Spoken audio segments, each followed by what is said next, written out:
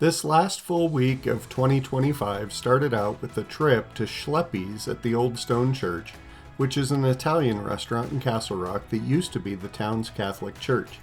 We sat in the new annex, so technically we were at SliceWorks and not in the church part. It's a bit confusing. Anyway, Melissa got a green chili slice, we both got a stuffed meat slice, and I got a Big Mac slice.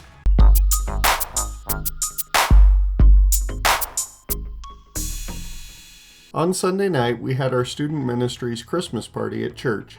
We had cookie decorating, gingerbread house building,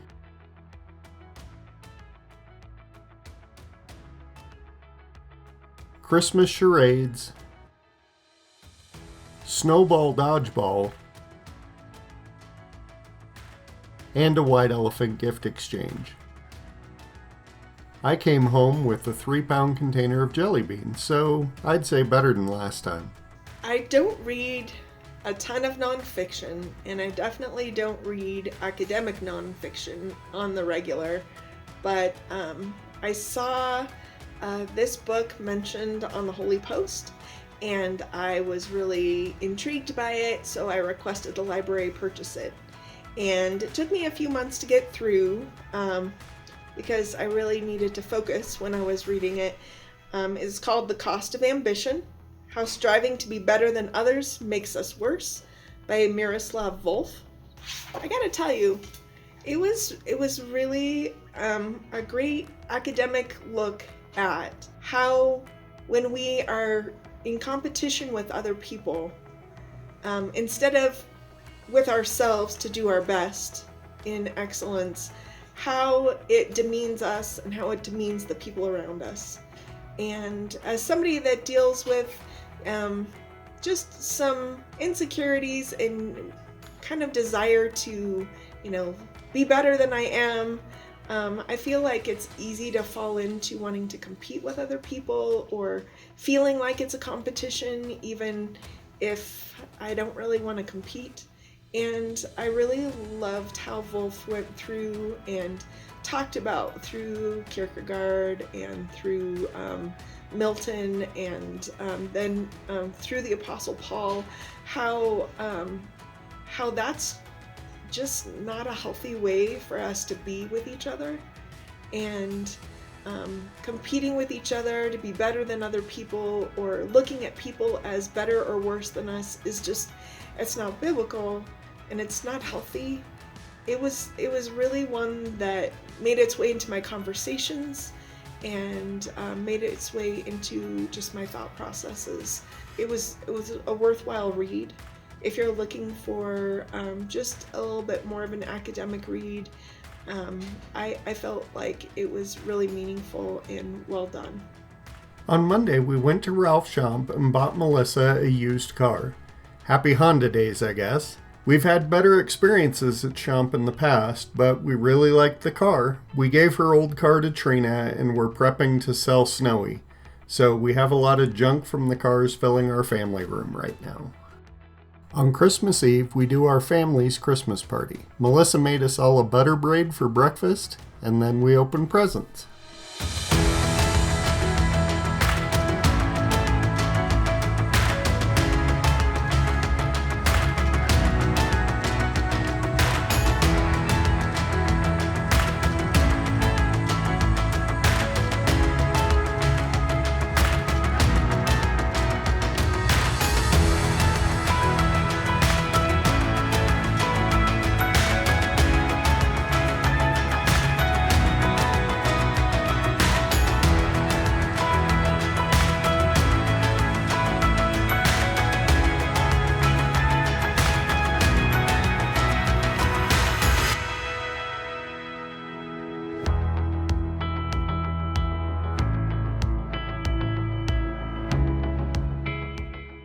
Then we had our Christmas dinner, which was really good, and I think it was at least a little less stressful because we have an extra pair of hands in our kitchen.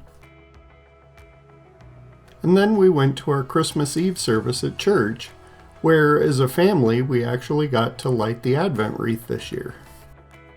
Well, at the second service, the leadership team, which I'm on, also lit the Advent wreath, so my family hung out in my office until I was done. Well, a few weeks ago, I randomly found this plastic bird somewhere in the church, and it's eerily realistic.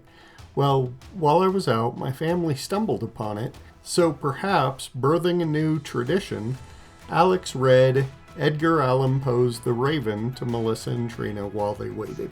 I betook myself to Lincoln, fancy unto fancy thinking what this ominous bird of yore, what this grim, ungainly, ghastly, gaunt, and ominous bird of yore meant in croaking, nevermore. Well, it's vacation week. And vacation week for Christmas always means lots of baking and cooking and cleaning and wrapping. Well, Raj does the wrapping. And lots of things that keep us busy, and yet somehow I always find a little bit of time to read. I like some lighter reads here at the end of the year, so I picked up a book that I got almost a year ago from a colleague called Better Than the Movies by Lynn Painter. And it was just a lot of fun. It was lovely. It was about a girl who, after having lost her mom who used to write rom-coms, she just is kind of immersed herself in rom-com life and is looking for that perfect situation, that meet cute. She's always kind of tying her dream life to all these rom-coms.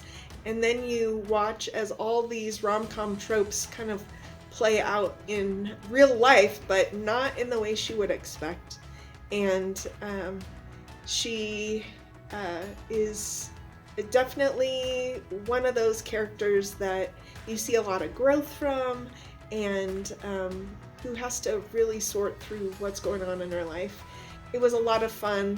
It was longer, I felt like, than some of the YA romances I've read, and I loved that it had more character development, and also I was a little surprised that it was quite as long as it was, but in the end I really enjoyed it.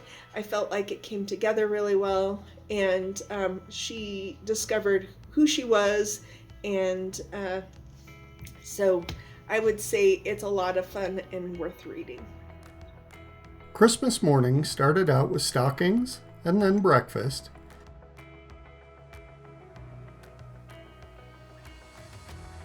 Yesterday I got a soda stream from Alex, and today I got a few more flavors in my stocking, so I tested it out. Then Melissa, of course, did the driving today as we went to Betty's for my family Christmas dinner and gift exchange.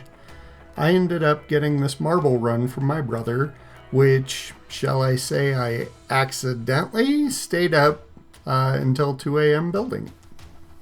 Yesterday, I decided to pick up a book, and I finished it.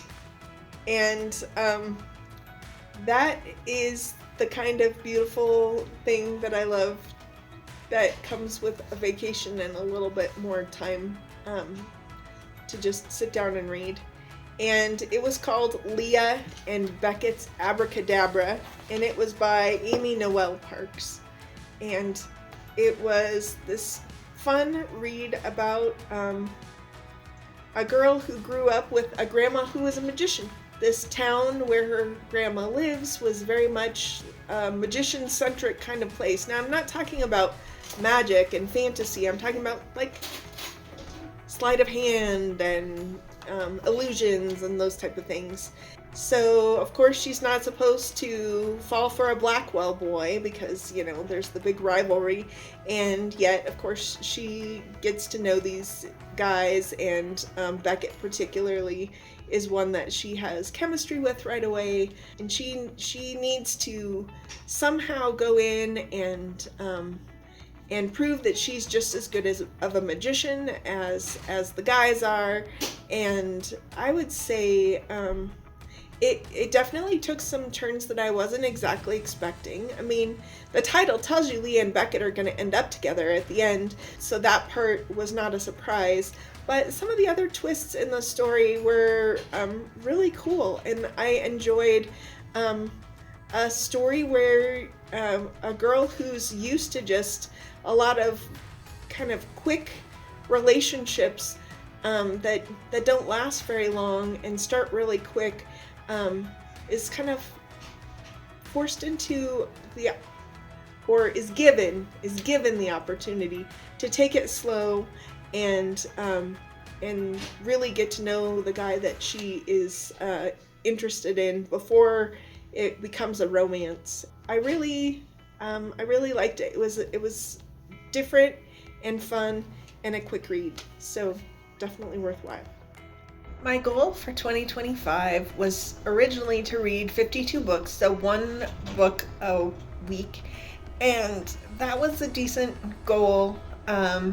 Usually I read a lot more than that, but I wanted to set some lower expectations than that. So I started with 52, and when I hit that, I moved it up to 60, and I ended up with 67 books to end my year.